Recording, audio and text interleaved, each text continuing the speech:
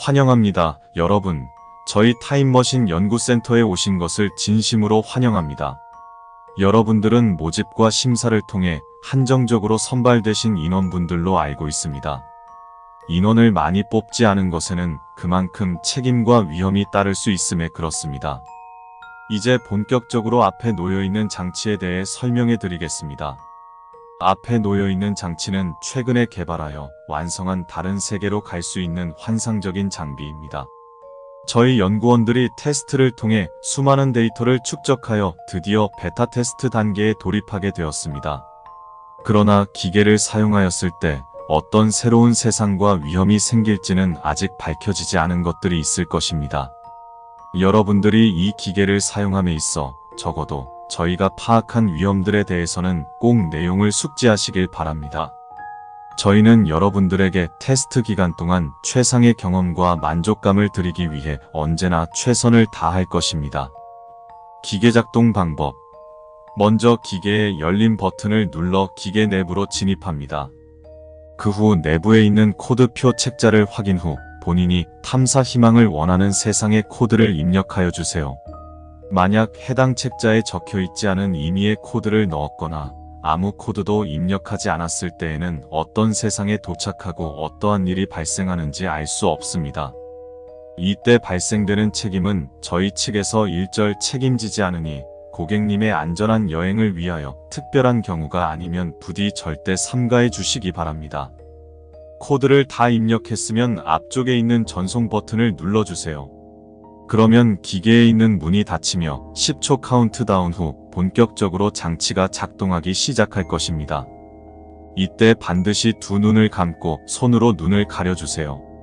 기계가 작동되는 동안 외부에서 강한 빛이 들어올 것입니다. 어떠한 경우에도 기계의 소음이 완전히 멈추고 도착하였다는 안내 음성이 들리기 전까지 눈을 뜨는 행위는 절대 하지 마시길 바랍니다. 도착하였다면 안내 음성과 함께 내부 유리에서만 외부가 보이는 블랙미러로 바깥 상황을 확인해 보실 수 있습니다.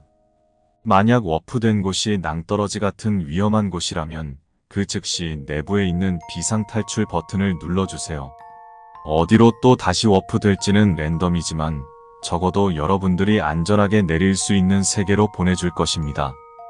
그렇게 나는 여느 사람들처럼 기계에 탑승하였다. 그러나 호기심이 많았던 나는 다른 사람들처럼 정해진 코드 값을 입력하지 않았다. 사전에 문의한 후 각종 동의서와 서약서를 작성 후 랜덤한 곳을 가보기로 하였다. 어렵게 구한 기회이고 기왕 다른 세계로 가는 것이면 좀 재밌게 해봐야 후회가 없을 것 같았다. 좋아. 이제 버튼은 눌렀으니 눈을 감고 기다려보자. 잠시 후 기계는 굉음이 들리고 감은 눈 사이로 광활한 빛이 생기는 것 같더니 몇 분이 지나고 새로운 세계로 도착하였다. 내가 도착한 곳은 겉으로 보았을 땐 처음에 기계를 작동한 곳과 다른 것이 없어 보였다. 순간 나는 기계가 작동하지 않은 것인가 하고 내리려고 하는 찰나 그것들이 모습을 드러내었다. 처음 보는 모습이었다.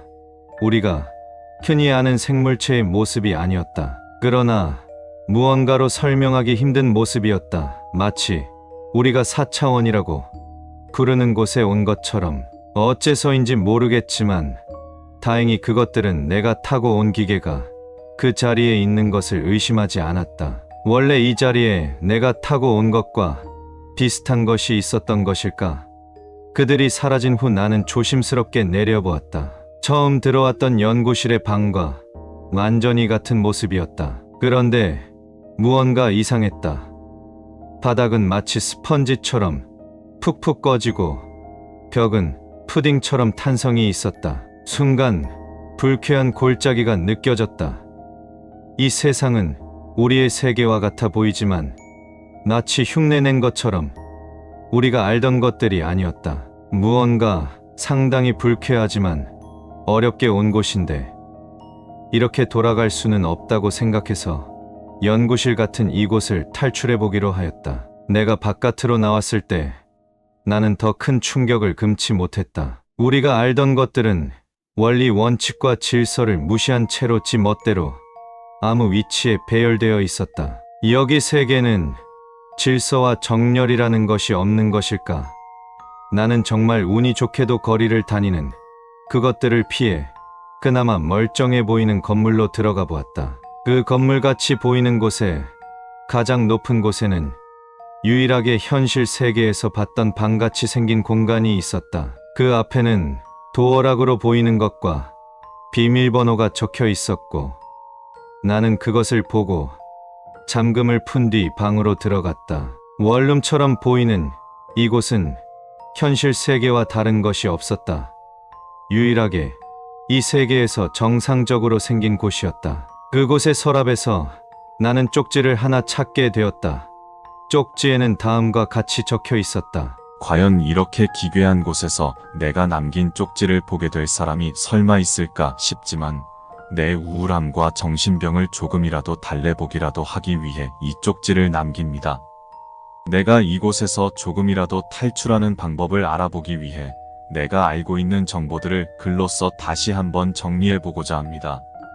또한 내 기억이 사라지지 않기 위해 나는 대한민국 XX시 XX동 영길 0에 사는 나이는 2X살의 부모님과 형 한 명이 있으며 대학교에 다니다가 휴학한 내 이름은 XXX이다. 절대 잊지 않을 것입니다. 난 반드시 돌아갈 거니까. 혹시나 이 글을 볼 수도 있는 누군가에게 제 이야기를 해볼까 합니다. 전 이곳으로 갑자기 알 수 없는 이유로 잡혀오게 되었어요. 같이 밤 늦게까지 게임을 한 뒤 침대에 누워 잠이 들었죠. 시간이 지나 잠에서 깼을 때 제 방처럼 보이는 곳은 익숙하지만 무언가 뒤틀려 있었어요. 전 대체 이게 무슨 일인가 싶었죠. 당연히 알 수 없는 광경에 믿을 수 없었어요. 그 뒤 창문처럼 보이는 곳으로 밖을 보았죠. 사람같이 보이는 것들이 거리를 다니고 있더군요. 그때 전 확실히 알게 되었죠. 여긴 내가 살던 곳이 아니라는 것을. 당신도 아마 처음 왔을 때 느꼈을 거예요. 익숙하지만 불쾌한 느낌. 이 사실을 받아들일 수 없었던 전 2시간 동안 바닥에 앉아 고개를 푹 숙이고 머리를 싸맨 후 멘탈이 붕괴되고 있었어요. 어떻게든 현실을 직시하고 진정하려고 노력한 뒤 전자리에서 일어나서 방 안의 상황을 살펴보았어요. 제가 늘 보았던 물건들과 가구들은 모든 것이 뒤죽박죽이었어요. 오죽하면 이 방이 형태를 유지하고 있는 것이 신기할 정도였으니까요. 그 와중에 운이 좋게도 굉장한 사실을 발견했어요. 이 공간은 마치 우리가 알던 퍼즐과 같은 것처럼 조각조각으로 공간 자체를 재배치할 수 있다는 사실을 말이죠. 그렇게 조금씩 퍼즐을 맞추듯 제가 알던 방의 형태로 만들었고 비로소 제가 가지고 있던 시계로 약 3년이라는 시간이 지났을 때 방은 제가 현실 세계에서 알던 공간으로 완벽히 재배치할 수 있게 되었어요. 그럼에도 무언가 조금 어색해 보였어요. 알고 보니 그 각각의 조각들은 존재하는 시간대에서 시간조차도 다르게 랜덤한 상태였던 것이죠.